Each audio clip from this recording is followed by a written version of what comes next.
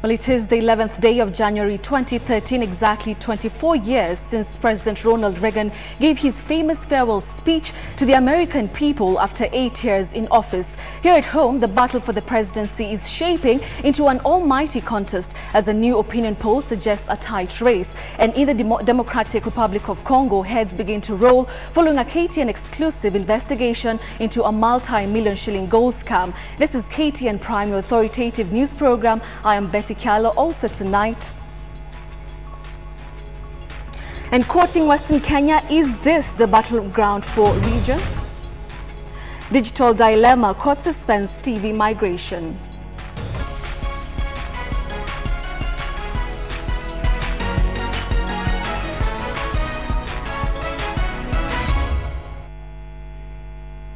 Welcome to the program. Well, we begin here in Nairobi, where the government appeared to have a shocker for the ICC prosecutor Fatou Bensouda just a day after she issued her plans for the April trials. The government now says it will not freeze the assets of the Kenyan suspects and as requested by the court. In a letter to the ICC, Kenya's Attorney General Githu Muigai says interfering with the suspect's asset will be against the law. And as KTN's Eric Njoka reports, Kenya is also throwing its weight behind a case seeking to transfer the trials to Arusha.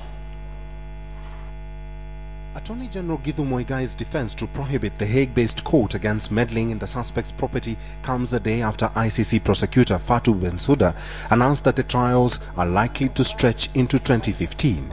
Bensouda had written to the government seeking to identify properties of Deputy Prime Minister Uhuru Kenyatta, Eldoret North Member of Parliament William Ruto, radio journalist Joshua Arap Sang, and Head of Civil Service Francis Muthaura. The plan by ICC to freeze those properties has now been thrashed by the Attorney General on basis of being inconsiderate.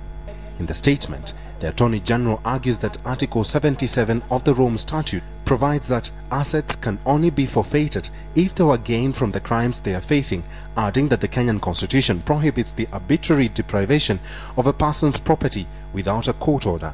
ICC prosecutor Fatou Bensouda on Thursday revealed that certain individuals, including government officials and employees who hold critical evidence, had not presented them to the ICC. She considered that documents such as medical reports which contain post-mortem details of victims killed at the height of the 2007-2008 post-election violence were inaccessible. In regards to a request by Head of Civil Service Francis Muthaura to have the venue of his trial and that of Deputy Prime Minister Uhuru Kenyatta changed to Arusha, Tanzania or to Kenya, the Attorney General has asked the ICC to allow the government to be present during the case. A request that advocates say could alleviate part of the time the suspects may spend at The Hague and make the trials easier if they are conducted in the country. The Rome Statute contemplates the possibility of the trial being held in any member state. So Arusha and Nairobi are credible options. This recent development comes at a time when Kenyatta's campaigns for the presidency, with Ruto as his running mate, continue gathering momentum. The two have remained confident and dismissive of the looming trials, maintaining that they will still be able to run the country even as they attend the trials. Eric Njoka, KTN. Well, that story leads us to the big question: is the AG right to decline ICC request to freeze suspects' wealth? Well, send in your brief comments, beginning with a yes or no to our SMS number 8040. We will sample some of the comments at the tail end of this live newscast. Moving on, despite the optimism in Kericho, some analysts say the ICC question will probe serious challenges for the Uhuru-Ruto bid. Observers point to the long periods the two would need to spend outside the country after the trials start. So what happens if the two win the election? Well, KTN's Linda Ogutu takes a closer look at the scenarios ahead. Nataka niwaulize tu swali moja. Mumetupatia mimi na Mheshimiwa Ruto nafasi tuende tukapiganie hiyo kiti. Questions have been lingering on the minds of several Kenyans on the implication of a Uhuru presidency. Both Uhuru and Ruto are facing charges of crimes against humanity at the International Criminal Court. But if fate dances to their tune, then the two could end up being the President and Deputy President of the Republic of Kenya come March 2013. It would be the first time that a sitting president of the republic and his deputy would be facing charges at an international court. Charges that would require both to attend court proceedings, one that would make it almost impossible for the two to govern. Na nimemwambia mtoto wa Jomo, safari hii mimi na yeye hatuendi njia tofauti. The two gentlemen who are asking for leadership of this country are very aware of the ICC process, have already been to the ICC, are prepared for it. The two may be making a united walk to the ballot and indeed the presidency, but the reality of the cases and the implications is yet to settle in. We are in an ICT world. I can do many things on the internet and make sure that Kenya is running, even as I attend to other issues. The prosecution estimates that it will require 826 hours of court time. This includes time questioning witnesses, experts, and time for the defense to question the prosecution's facts and expert witnesses. It is estimated that the prosecution will need the same amount of time for prosecution questioning. The 826 hours estimated does not include the time that the chamber may grant to the Office of Public Counsel for victims or the common legal representatives, or time that the chamber may use to question witnesses. Lakini sio kusema kwamba sasa kama tumechaguliwa na rais na makamu rais sasa mambo ya Hague imekwisha. Hapana, haitakwisha. So we are estimating on a conservative basis that it will take 2 years for these two cases to be dealt with at The Hague. Indeed, Article 143 of the Constitution states that criminal proceedings shall not be instituted or continued in any court against the President or a person performing the functions of that office during the tenure of office. This applies even if the offense was committed before he became President and even if the court case has already started. Article 143, paragraph 4 exempts or excludes proceedings arising from international criminal liability from that general principle, general rule. Uhuru and Ruto may have all it takes to tempt both the gods of the ICC and fate itself, but it doesn't end there. Uhuru's and Ruto's trials at the ICC will start a month after the March 4th election and may complicate the chances of participating in the second round runoff scheduled for April 11th. But the amount of time that they would be required to take to have at The Hague would be so substantial that they would not realistically be able to run the business of the state while at The Hague. They must attend in person the swearing in within 14 days after the results are announced. If they do not win on the first round, they may be unable to be sworn in if elected president. Linda Ogutu, KTN Prime. Still matters politics. In Kakamega, CORD presidential candidate Raila Odinga began his Western tour with a scathing attack on his Jubilee opponents as he pitched for the region's vote. KTN's Western region reporter Fred Omulo is traveling with the CORD campaign in that region.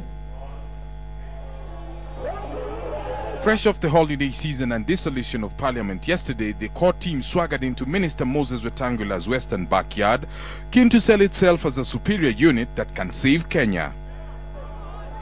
CORD itashinda kura hii round 1.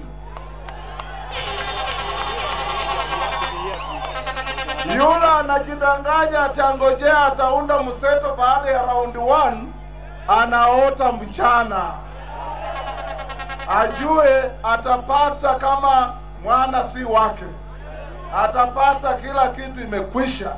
It didn't take long for the barbs to start flying in Jubilee's direction after the latter fired some unsavory shots at CORD last weekend. Sisi tunasema na tunatenda, wale wengine wanasema nasema na kutenda. Sema na kutenda. Juzi Ngiru anafanya mazuri na wenzake mpaka wanaandikana vizuri. Ndio baadaye Ngiru nasema ni shetani ndiye. Vice President Kalonzo Musyoka adopted a more conciliatory tone, choosing to focus on a few burning national issues and CORD's pledges to improve the country. Yale ambayo yanaendelea Tana River Delta hayawezi kukubalika kwa nchi ambayo inajitawala. Kwa hivyo matamshi ameyatoa Inspector General Bwana Kimaiyo Mimi nayaunga mkono. We have to stop the senselessness. Tumeleta hii mpango inaitwa All People's Social Security Safety Net Program. Sasa kuanzia mwezi wa Juni mwaka huu, kila mzee ambaye amehitimu umri ya miaka 65 na zaidi watapata hiyo rupurupu kila mwezi. Competition for the region's almost 2 million votes is heightening by the day, with most politicians running continuous and elaborate campaigns. As the battle for the Western vote shapes up, the Amani and CORD coalitions are now involved in tit-for-tat campaigns, with each trying to erode the other's influence. Tomorrow, the Amani coalition is expected to hold a similar rally here at the Muliro Gardens, followed by another one in Kitale on Sunday, where ODM are going tomorrow. From Kakamega County, I am Fredo Mulo. Now, the CORD and Amani alliances are set for a titanic battle for votes from Western Province as Prime Minister Raila Odinga seeks to outsmart Deputy Prime Minister Musalia Mudavadi in the race to State House. However, political analysts we talked to say in this battle for supremacy, Musalia Mudavadi's choice of running mate will determine who between him and Raila will grab the lion's share of votes from Musalia's backyard. And as KTN's Patrick Amimo reports, another challenge that will face both CORD and Amani presidential flag bearers will be how to tame rivalry and divisions that might arise as party loyalists battle for senatorial and gubernatorial positions in the former Western Province. The CORD Alliance, led by Prime Minister Raila Odinga, and Amani Alliance, led by Deputy Prime Minister Musalia Mudavadi, have pitched camp in what has been Western Province. Raila and Musalia were both in ODM before parting ways.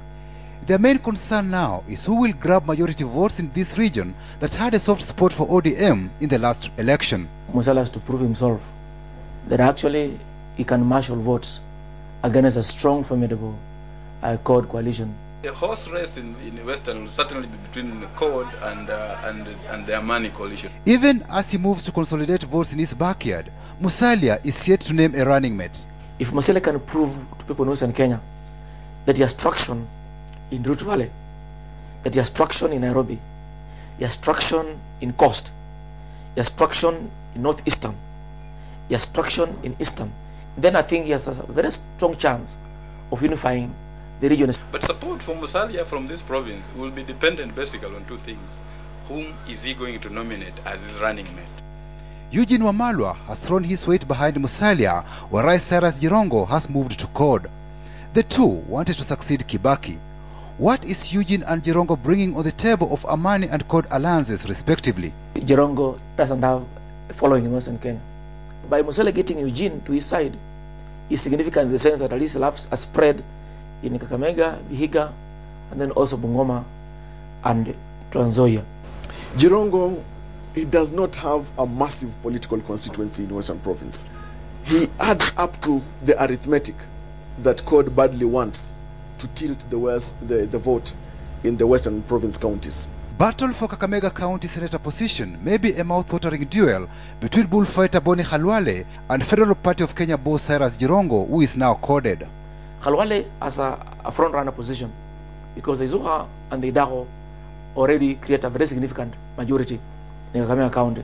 If you can add support from the Batotso and through Sweta Shitanda bringing the Kabrasi, that already is a winning formula. Jirongo's disadvantage is that he comes from the scheme, and the scheme always votes on those clan lines. The Maragoli will not vote for Jirongo because it's against Musalia Mudavadi in the first place. Jirongo is likely to try and ride on the expected wave of the CORD alliance. In Bungoma County, Amani coalition will face a tough choice on who between UDF's Mukhisa Kitui and New Ford Kenya's Musikari Combo will face off with Ford Kenya leader Moses Wetangula in CORD. If they give Musikari Combo and Wetangula, it will go far. But if they give Wetangula and Mukhisa Kitui, the race will be very short for Moses Wetangula. But if they elect to go into the contest, then we are going to see each going for the other's jugular. As the CORD and Amani alliances go to Western Province to hunt for votes, perhaps the biggest headache and challenge for party leaders will be how to heal the rifts that might emerge during the senatorial nominations as parties go out for the main election in March. For KTN, I'm Patrick Amimo. And from Bungoma, UDF presidential hopeful Musalia Mudavadi intensified the tempo in the campaign fields. Sophia Wanuna reports that Mudavadi, who is yet to name his running mate, is seeking to consolidate the Western vote under the UDF party. Charity begins at home. That is the message to the electorate in the Western region from the Amani coalition, led by the presidential candidate Musalia Mudavadi, alongside NFK's Eugene Wamalwa, as well as KANU's Gideon Moi. In a 5-day vote hunt that began right here at the poster grounds in Bungoma, the Amani coalition urged the residents in the western part of Kenya to vote for Musalia Mudavadi in what is perceived as his stronghold. Wale wanaangalia Western itateremuka ama itapanda. Nilisema hatutapanda wala hatutateremuka. Sisi tutaenda mbele hadi kwa debe tarehe 4. We will have a presidential candidate from Western. Nataka ndugu na dada tufahamu kwamba tutashinda. We shall win. Sema huko Bomas kwamba nina support na sisi kama chama cha KANU tuna support Musalia Mudavadi, si kwa sababu yeye ni Muluya. Because of the principles that Musalia Mudavadi stands for. We felt that this particular time, when this country is going through transitions, we need a safe pair of hands. Tunataka tuhakikishe kwamba Kenya ina amani na ina usalama, kwa sababu tunataka rasilimali zije katika taifa letu, hawa vijana wetu wapate ajira. We cannot be a strong nation if we are condemned internationally. We cannot have a strong economy if we cannot access international financial resources. And that is why we must vote so that our government is a government of dignity.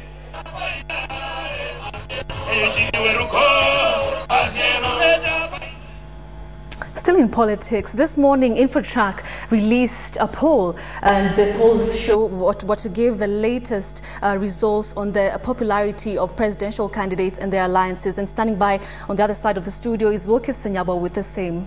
Wilkis? Yes, Betty. Now, the latest poll results indicate that the presidential race may be shaping into a two-horse race.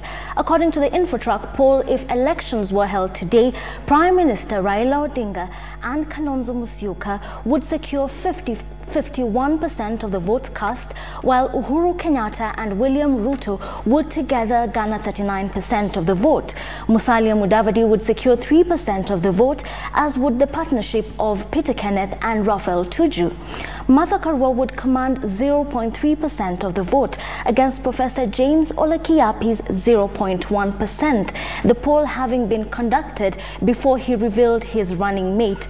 However, the numbers shifted slightly when the individuals polled were asked which political parties or alliances they supported.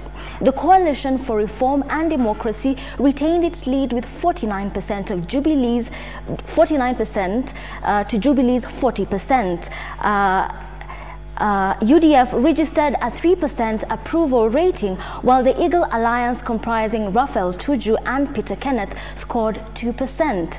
Now, on support for the alliances and parties by regions, CORD registered significant levels of support in Northeastern with an 85% rating and 82% in Nyanza. Central and Rift Valley provinces emerged as strongholds of the Jubilee Alliance.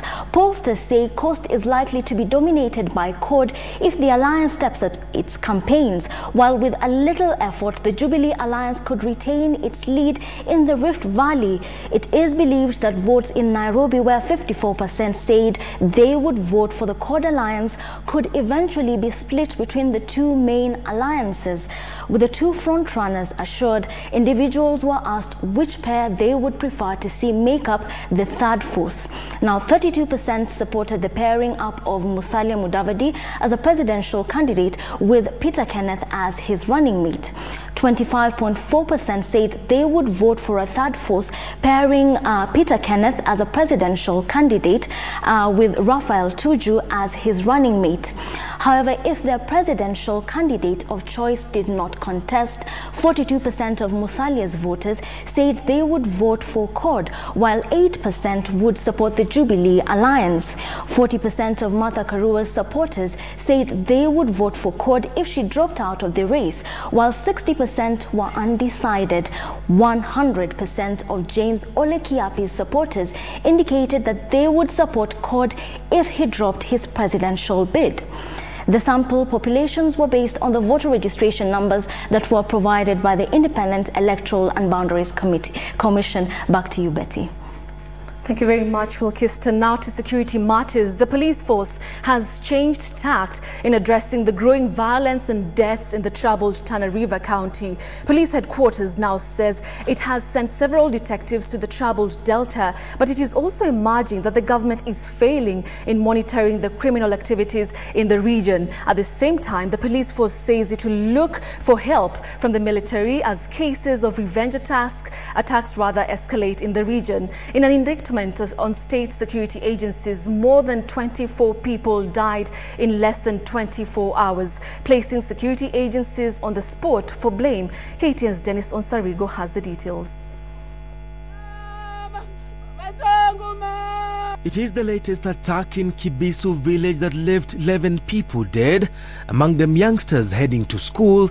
That has police headquarters talking once again. Office of the Inspector General of Police is fully committed to ensure that law and order is restored in Tana River County. But law and order that has characterized the fertile and expansive Delta has been a distant reality for the past 2 months, with the number of those killed hitting the 200 mark.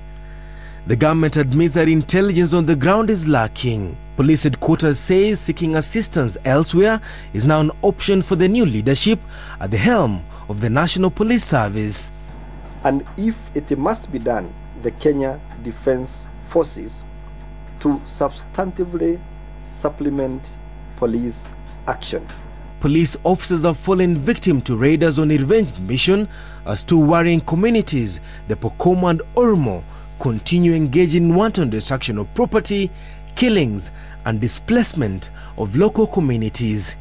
President Kibaki, 30 minutes away by air from the troubled Delta, was striking a cautious tone, but at the same time promising government action.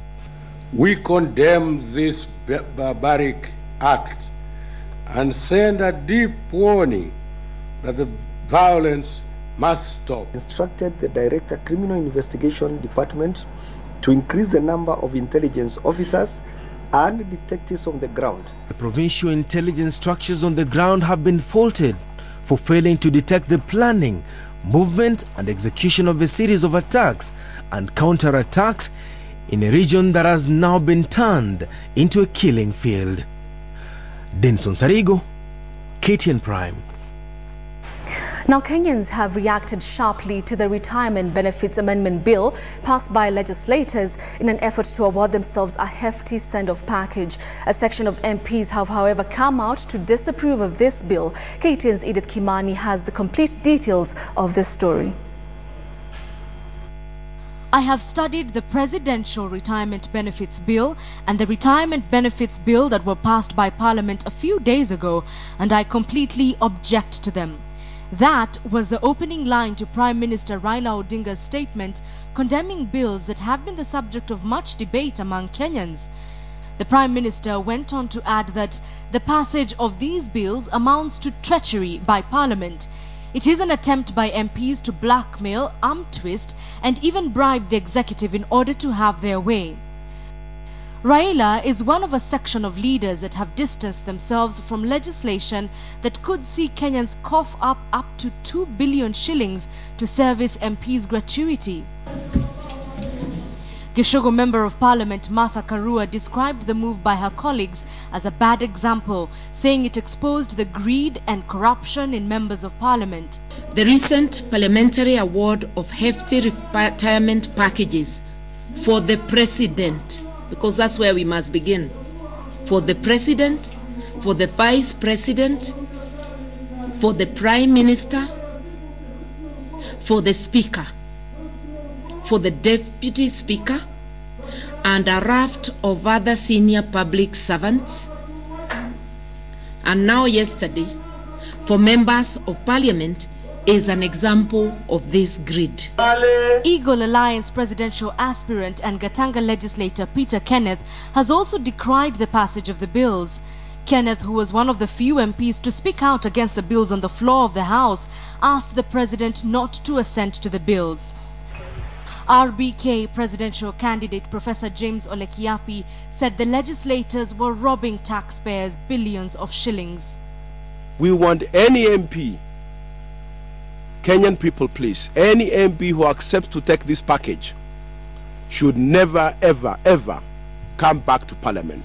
While majority members of Parliament have remained silent on this issue, it's not guaranteed that they're going to get these perks. Attorney General Githu Muigai says that the anger expressed by Kenyans could actually deter President Kibaki from appending that crucial signature that could see these bills assented into law.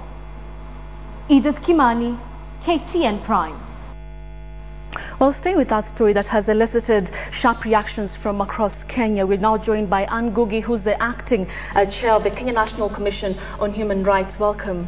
Thank you. Thank you so much for coming by. What do you make of this hefty package? This hefty package that the members of parliament have awarded themselves is totally unacceptable.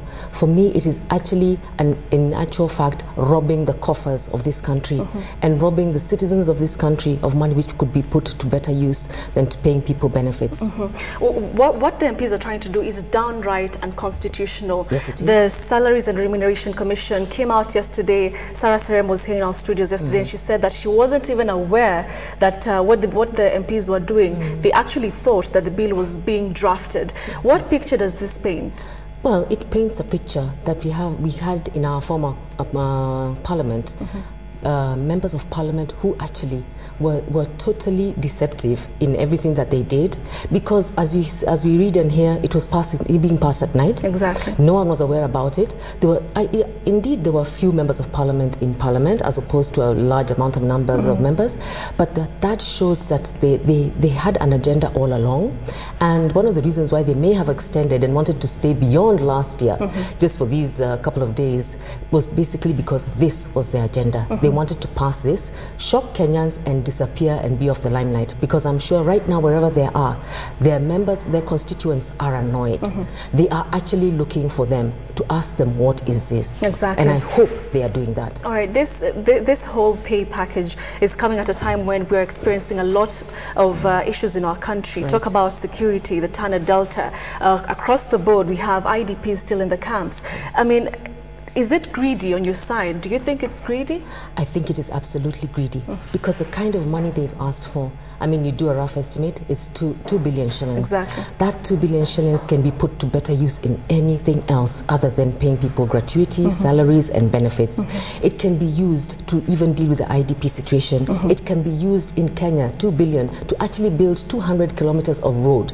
It can be used to educate 50 children through the 844 system. 8 years in primary, 4 in secondary, and 4 in university. It is a lot of money. It is like throwing money down the drain. All right. And acceptable. Today, a cross-section of leaders, including the PM himself, came out and abhorred this move. Do you think it's genuine? Because Kenyans are asking, where were they when these members of parliament were in parliament that night doing this? Well, yes, we have seen that the Prime Minister has come out. I think what he should have done, instead of coming out on air when he's out there on the campaign trail, because during campaign trails, you can say anything to please Kenyans. Exactly. But he should have been in that house. He should have taken the forefront in actually condemning that bill, in refusing it, and also the Vice President should have done the same thing. And also, yes, even the Attorney General, who has actually condemned the whole pay package, they should have been in that house to make those condemnations and to totally say no. Now, President Mwai Kibaki has served us for 10 years now. Right. He's had a fairly good track record. Yes. We could say that. If this bill is passed, if he assents to the bill rather, what impact will this have on his track record? Well, a lot of President Kibaki has earned our respect as a leader, as an elder, and as a politician. If he actually signs this bill, it will totally destroy what we consider as Kenyans his legacy. We will remember him for that. And every time that we are suffering in the years to come, we will remember this bill which threw down the drain 2.1 billion shillings. We will remember him for that. So my request to him would be, do not assent to this bill. And further, for me, the fact that members of parliament went ahead and actually passed it yesterday, to me is a sign of disrespect to his office. Because as the president of Kenya, he said no, he did not assent to it. A month later, they bring it in. Back. So I don't know what they thought they're doing. For me, that's a show of disrespect to the president and other people who, you know, even to Kenyans. It's a show of disrespect. If indeed he follows the advice, even the AG has advised him not to assent to the bill, what lessons do you think Kenyans can draw from this regarding this MPs? Well, we choose our leaders. And one of the things that we as Kenyans must do is that we must choose the right leaders in future. We must choose leaders who represent what we as individual Kenyans believe in and who believe in this country and taking this country to another level. We have to choose good leaders. We may have been in the last pack that has just gone out, may have had a few good leaders, but basically I'm sure many people today would highlight more the wrong things they did and the things they did to favor themselves as opposed to the good solid achievements they may have made in their tenure. All right, finally, Sarah Serem's commission came out strongly saying that of course will defend this, they will not allow this to happen. They've written to the president and petitioned. As your commission, what are you planning to do? Anything? Yes, as Kenya National Commission, together with other stakeholders, partners, we intend on Monday to have a mass action, to call mass action. We have already started arrangements for the same. We intend to go to the Freedom Corner. We are calling on all Kenyans to join us. All Kenyans who say no to these packs. At 9 o'clock, we intend then to march from there to the office of the president and the prime minister and deliver a petition. We are going to tell them to say no. We are going to asking all Kenyans to join us in this as a show of solidarity, as a show of support, because all Kenyans are saying no. And it is not acceptable. All right. Yes. Ngugi, thank you so much for your time. Indeed, many Kenyans, I hope they'll turn out that Monday. We hope so too. All right. Thank you very much. Well, moving on, in Kericho, the two ICC suspects dismissed the latest sentiments from the court, saying they would not be intimidated out of the race. At a rally in Kericho to popularize their controversial ticket, Jubilee Alliance presidential candidate and running mate Uhuru Kenyatta and William Ruto insisted that the trial schedule would not affect their election bid. KTN Samogena reports from Kericho.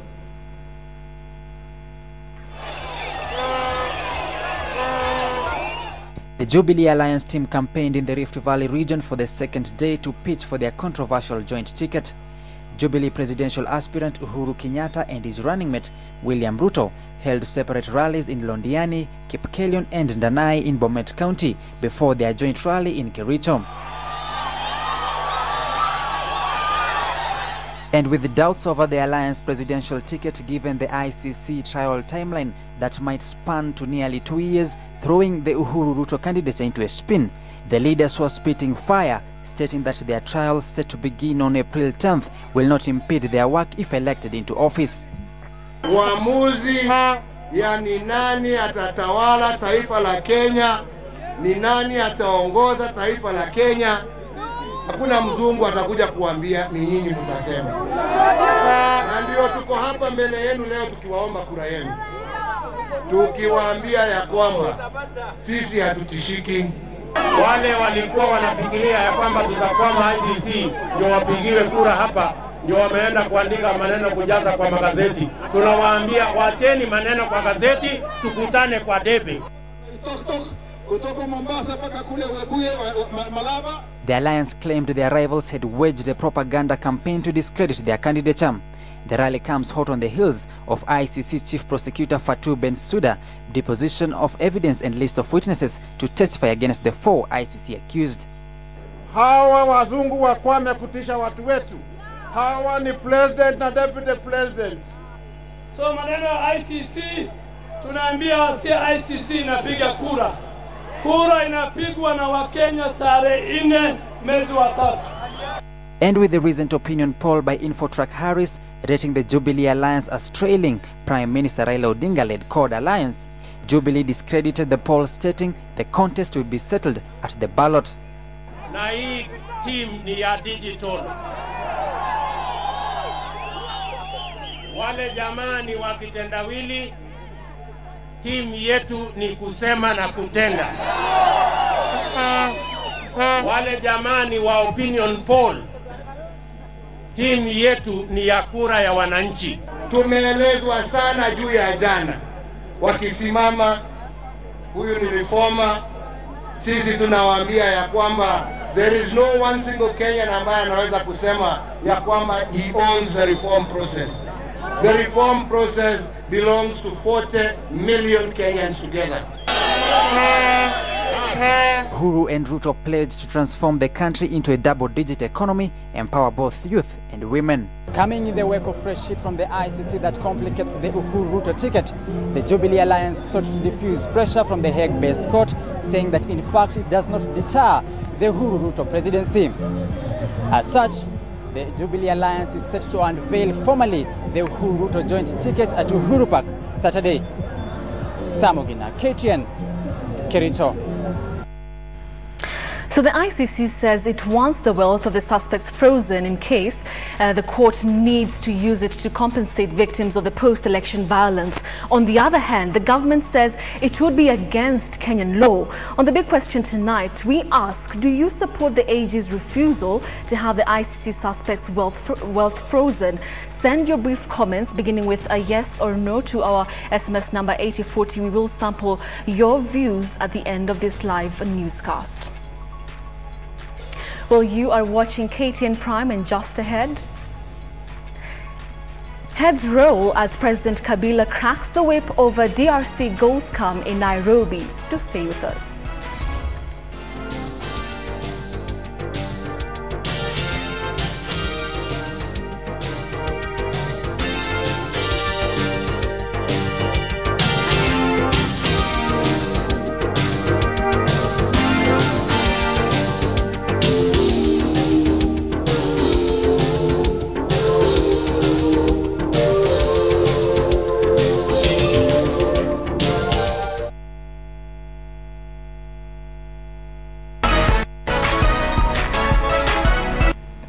Good evening, my name is Bonitunya. Let's talk business. Now, hours after the High Court directed the government and the consumer group to agree on the planned digital migration, the group has come up with new demands. The demand, they say, will be the basis of an out-of-court settlement with the government, as directed by the courts. Philip Keitani has more. On 30th November 2012, the government issued a notice of switching off all analog television transmission within Nairobi at the end of the year. This was part of the ongoing migration of digital TV signal in the country. The process was to begin with Nairobi before rolling out to other parts of the country. However, on the 10th of December 2012, Consumer Federation of Kenya (COFEC) moved to the High Court and filed an application seeking to block the government plans to effect the digital migration deadline by the end of December 2012. We are very keen on agreeing with the government side. We're also hoping that from today henceforth, government will be sure about one thing, that public participation is a very, very key element, is no longer an option, but a mandatory requirement in terms of public policy formulation and implementation processes. Today, the High Court extended the hold on the digital migration and ordered the parties to agree on an amicable deadline, preferably after the March 4th election. Soon after that, COFEC came up with new demands. We do restate that we actually support digital migration, but we had a problem with the approach that was proposed initially. We are very keen to see that the digital migration is back on track as soon as possible. Some of the demands issued by the consumer body include the price of the top boxes should not exceed 1,000 shillings, since Treasury had issued a duty waiver on the boxes. Suppliers of the set-top boxes should be increased from the current 12 to an unlimited number to guarantee quality. The group proposes a joint technical team to assess the set-top boxes with warranties to consumers. Also, in its demand basket, the consumer body demand a comprehensive public awareness campaign for at least 6 months, which they must be part of. COFEC also demanded that the government should meet all its legal fees incurred since they moved to court. And lastly, they want the switch-off date to be moved to 31st October 2013, a date they hope most consumers would have been able to purchase the set-top boxes. Even as the government sought for an out-of-court settlement, the new demands by the Consumer Federation of Kenya might now act as a stumbling block to the country's dreams of a digital signal. Philip Keitany for KTN Business Today. Many thanks, Philip. As part of its effort to strengthen the corporate governance framework, the Capital Markets Authority has appointed a 9-member Capital Markets Corporate Governance Committee. This underscores the CMA's #1 priority of instilling sound corporate governance structures in the capital markets as one of the ways of instilling public confidence. The new committee will be expected to guide regular review of corporate governance standards for publicly listed companies in adherence to best international practices and trends, as well as drive the implementation of amendment to the corporate governance guidelines and applicable regulatory requirements. Mismanagement of the investor funds by brokerage firms, as well as dubious activities by publicly listed companies, has in the past led to distrust with the investing public. In informing the committee, the CMA said recent marketplace activities have pointed to the need to review its regulatory regimes in light of the complexity of the challenges in the market. The committee will be chaired by Catherine Musakali, who is the current chair of the Institute of Certified Public Secretaries of Kenya. Now we'll move on to a story that will be in the interest of many, especially now. Now, as the 10th Parliament closes doors to business, one man remained on their radar: Professor Njuguna Ndung'u, the Central Bank of Kenya Governor. The House on several occasions has had the Governor on a tight spot, demanding action to be taken on him. Even as they closed for business, the members of Parliament asked President Kibaki to form a tribunal to investigate the Professor of Economics. Michael Karanja has more. Central Bank of Kenya Governor Professor Njuguna Ndung'u has been a man under siege as he serves his second term. Since his reappointment in February of 2011, members of Parliament have been baying for his blood over a series of events they term as mismanagement that had serious implications on the economy. Setting up the chain of events was the weakening of the shilling back in 2011. In the report, the committee claimed that the CBK boss failed to act in good time to prevent the sharp decline of the shilling's value. Professor Ndung'u was specifically accused of keeping the interest rates charged on banks borrowing from the CBK through the discount window below the interbank and treasury bill rates, causing a distortion in the market that fueled speculation and arbitrage. But when the recommendations were forwarded to the president, he did not act on it. In the second case, ghosts of Delarue and currency printing surfaced to haunt the governor. The report prepared by the Boni Halwale-led Parliament's Public Accounts Committee recommended that Professor Ndung'u and Transport Minister Amos Kiminya be held responsible for the loss of 1.8 billion shillings through a controversial currency printing contract with a UK security firm. But once again, the report was forwarded to the president and no action was taken. Come January, and Parliament is still at it, writing to President Mwai Kibaki to appoint a tribunal to investigate the conduct of Professor Ndung'u over his failure to open Charterhouse Bank. But with the president serving out his last months before retirement, it is unlikely whether the new recommendations will see the light of day. This further raises questions whether Parliament has been acting out of malice in trying to oust the governor, but at the same time raises serious credibility issues for the man charged with regulating the banking sector. Michael Karanja, KTN Business Today. If you're still holding an unregistered SIM card, this is for you. A total of 2.4 million unregistered SIM cards have been switched off by the 4 local mobile service providers. Statistics from the Communications Commission of Kenya show a total of 2.408 million unregistered mobile lines had by January the 8th been switched off. Safaricom has disconnected a total of 1.2 million unregistered cards. Orange and Airtel have disconnected 520,000 and 365,000 1,000 respectively, with U-Mobile switching off 323,000 cards. Now, the regulator is calling on those who have not registered their lines to do so before their lines are disconnected. Subscribers whose lines have been switched off have up to 90 days to register their SIM cards, failure to which their mobile numbers will be recalled permanently and subsequently reassigned to new users.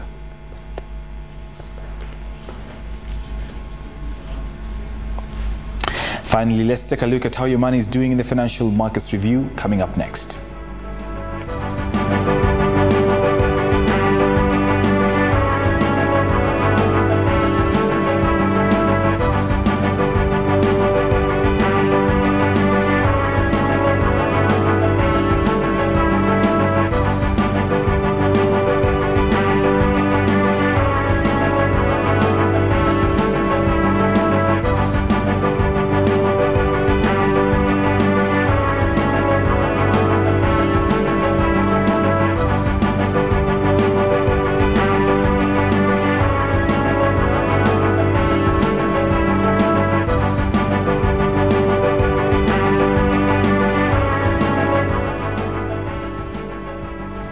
And that's all the business. Nick Mudimba is up next with the sport. My name is Boni Tunya. Good night.